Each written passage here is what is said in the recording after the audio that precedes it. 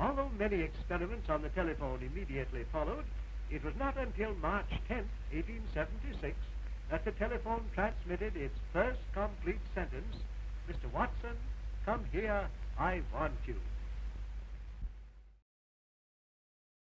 The invention of the telephone in 1876 by Alexander Graham Bell was no doubt a feat in technical design and engineering.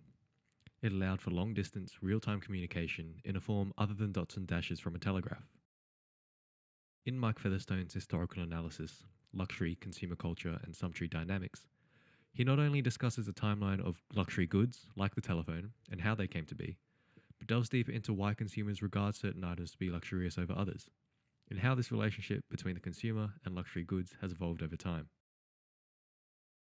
My chosen design artifact is the 2019 iPhone 11, yet more broadly telephones in general. This is because the telephone has an extensive history as well as being modern enough to examine contemporary society. As a result of this, I will be shifting my timeline forward to begin with the invention of the telephone in the late 19th century to present day, rather than beginning in Imperial Europe and Asia and ending in the late 20th century like the author did, as there will be little direct crossover.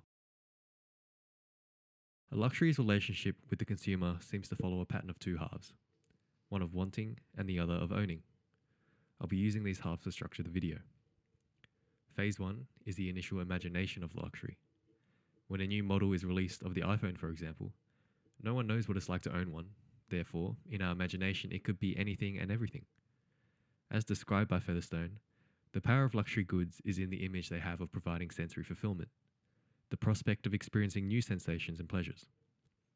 For most, this imagination will have to persist for some time due to exclusivity, whether it be exclusivity through price, a limited stock release, or even sumptuary laws, which pretty much don't exist now, but were prevalent during Featherstone's timeline.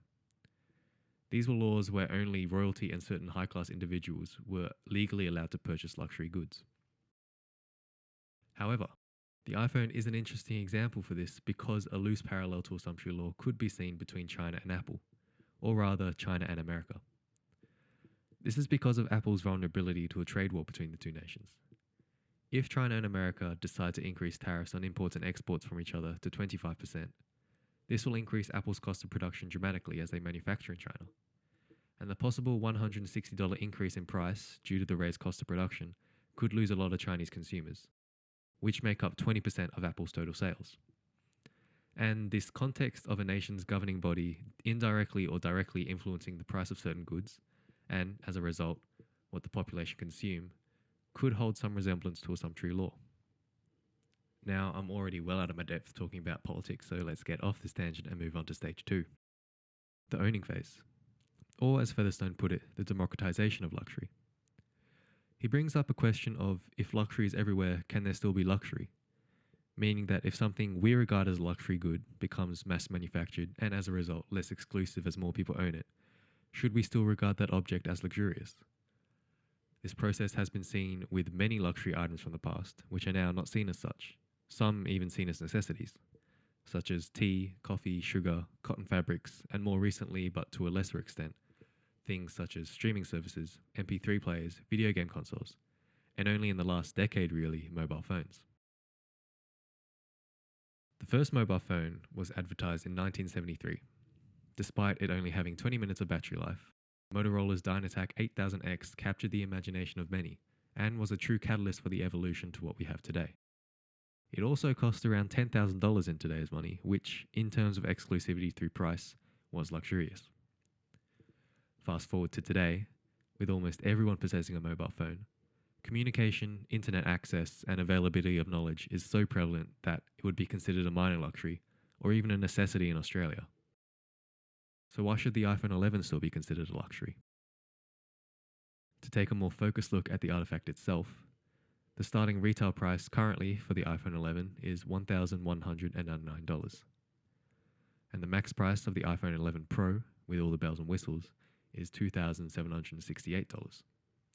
So, in terms of exclusivity through price, the iPhone 11 should be considered a luxury, as the average smartphone price in 2019, according to Statista.com and Business Insider, was just over $800. In terms of exclusivity through limited stock release, I wouldn't consider that to be a reason to label the iPhone 11 as a luxury because it is mass produced and technically Apple will be able to supply every paying customer if they really wanted to. The desire of imagined sensory fulfillment, I believe, is the most value adding measure for us to consider the iPhone 11 as a luxury. Because in an age of consumer culture, which celebrates the visibility of luxury, now more than ever, consumers buy a product more so because of the brand it is from over the actual product itself.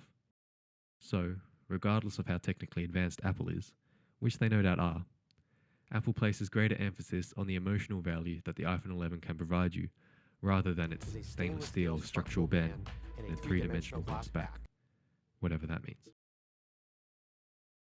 This has instilled the imagined sensory fulfillment that I mentioned before.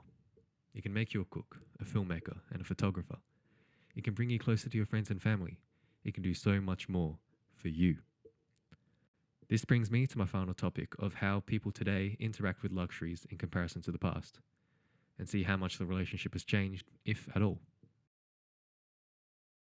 In the late 20th century, as film expanded along with department stores, this allowed ordinary people to have a brief experience of luxury as they watched stars on the screen in fantastical worlds using luxurious items that were paid to be shown.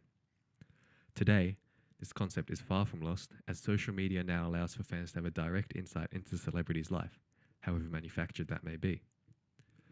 And the brief experience of luxury I mentioned before is now not only accessible for anyone at any time, anywhere, but we can take part in it.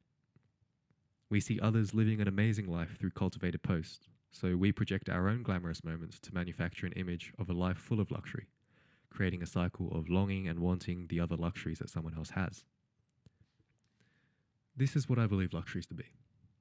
They shouldn't be defined as being conspicuous with just physical objects, but more so with people. It's something we evoke initially through consumption, but more so by displaying that perfect lifestyle. In the past, this lifestyle only needed to be displayed in public, but now we need to also consider our online presence. But the power of luxury doesn't come from once it is owned.